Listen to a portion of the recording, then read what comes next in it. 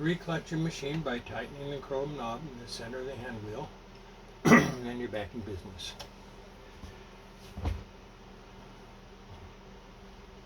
Your bobbin case goes in with the open side facing up.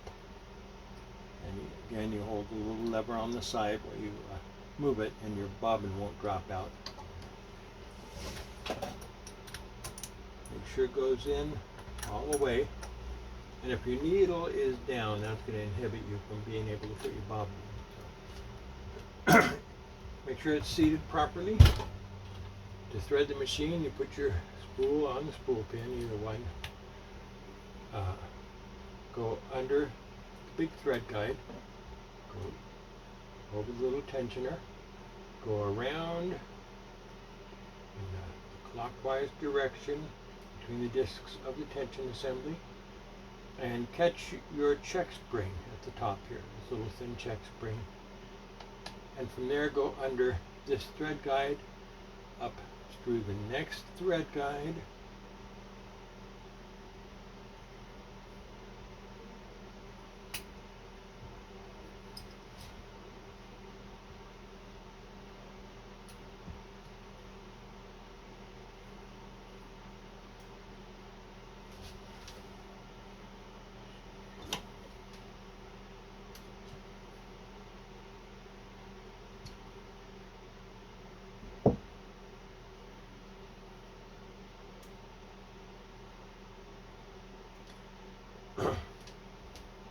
and then through the take-up lever from right to left.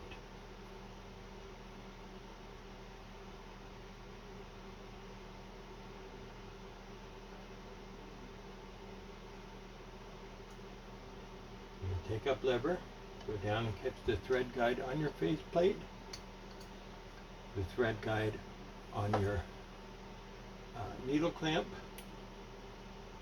and then you want to go through the eye of the needle from the front towards the back.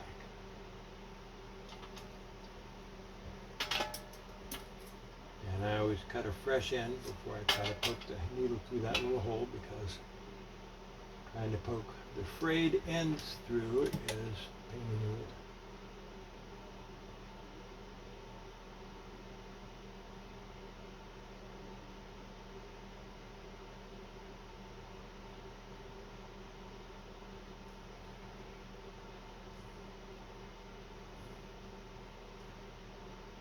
Check to make sure you haven't accidentally gone around something twice, or around something you're not supposed to.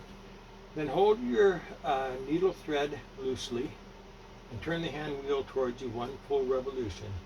And the needle will take the thread down where the hook will pick it up and wrap it around the bobbin and bring up your lower thread. There's your lower thread.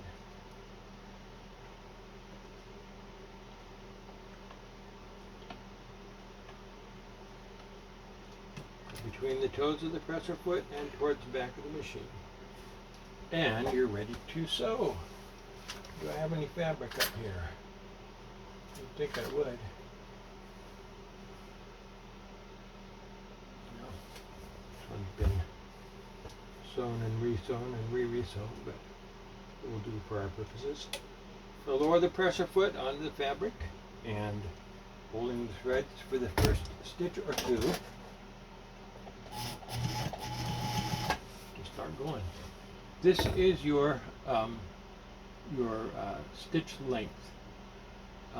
From the center position here, where the 0 is, going upwards, your stitches get longer and longer and longer until your longest stitches are at the top.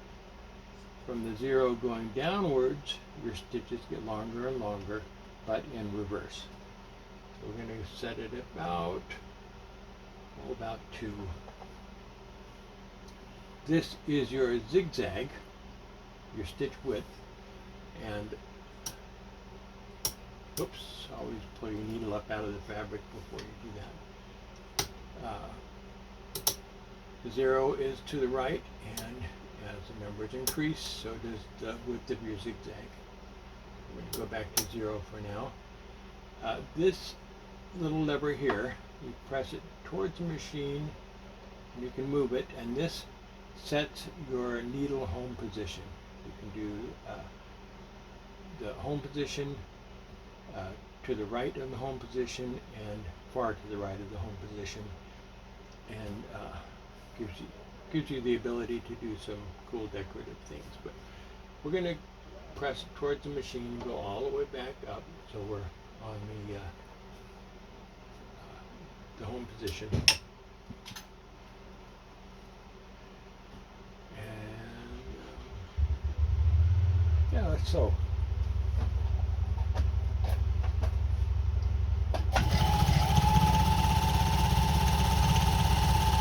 Really just strong machine.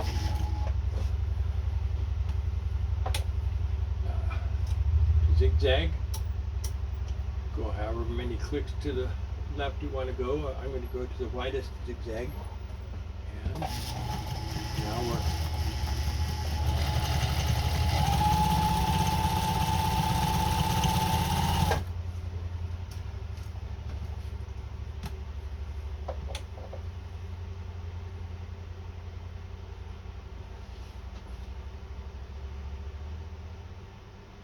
okay. Anyway.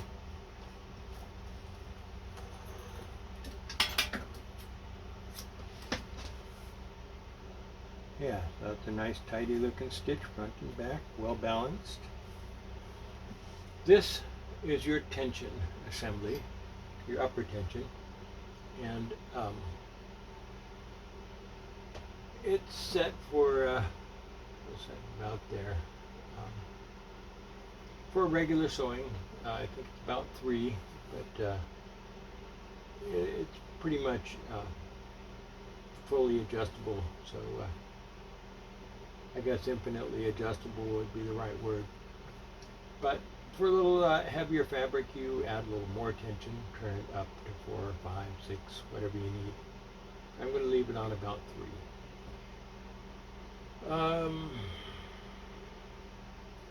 This is your feed drop. If you want to do free motion sewing or machine embroidery or darning and patching, that sort of thing, turn the knob to the left clockwise, and that lowers your feed dogs so they're no longer moving the fabric.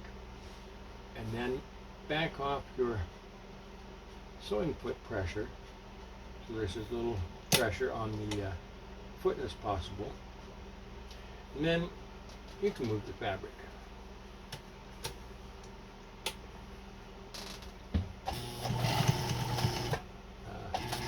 Probably want to have it in a embroidery loop or something, but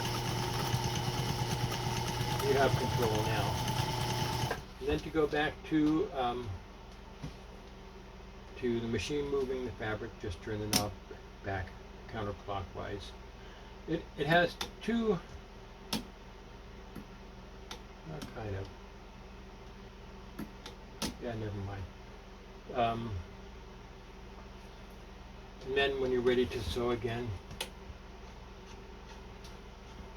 tighten down the sewing foot pressure knob until there's as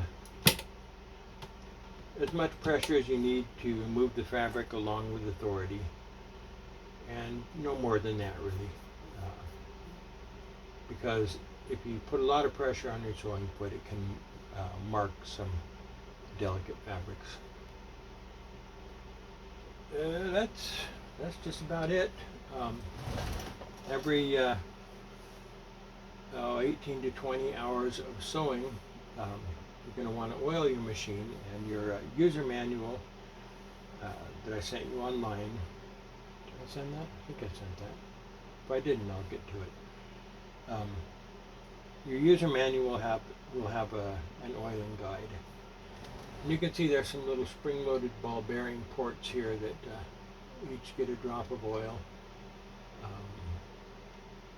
There's a little oil hole here. And your user manual will show you. There are more oiling points under here and behind the faceplate. Basically, anywhere that parts move against each other, you're going to want a drop of sewing machine oil. There's a little oil hole in this shaft. can't, it's kind of hard to see, but it's right. Right in there. Then you put a drop of oil here and a drop of oil here and here. And yeah, anyway, look in the manual. And that will show you all the oiling points. I think that that's about it. This cord,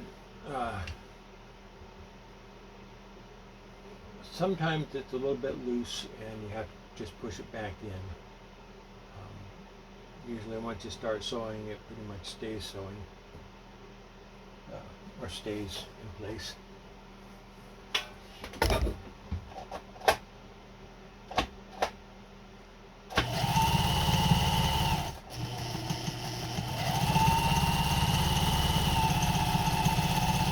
Doesn't seem to drop out while you're sewing. But if it's a problem for you, let me know and I'll order you another cord online and get it. Oops, sorry about that. Still in focus? Yeah, more or less. So that's about it. That's your machine. She's strong and she's fast and she's pretty.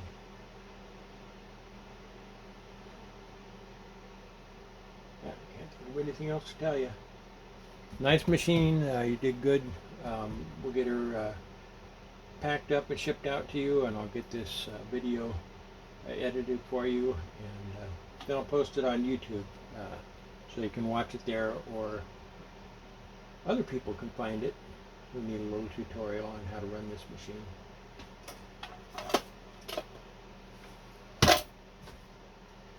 That's it. Thank you so much, Matt.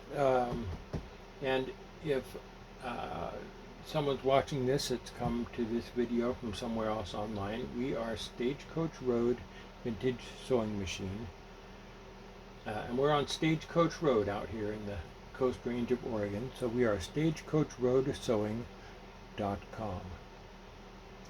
The website's down at the moment because we're doing some upgrades on it, but yeah, sooner or later I'll get it back up again. But come on out to Stagecoach Road Sewing, and we usually have like 15 or 20 restored machines available for sale. And we also have a museum of machines that we've restored over the years on the same page, online museum. It's got several hundred beautiful machines that we've restored over the years. And you can see pictures from all different angles and maybe a little bit of information about each one. So, stagecoachroadsewing.com, and we'll see you there.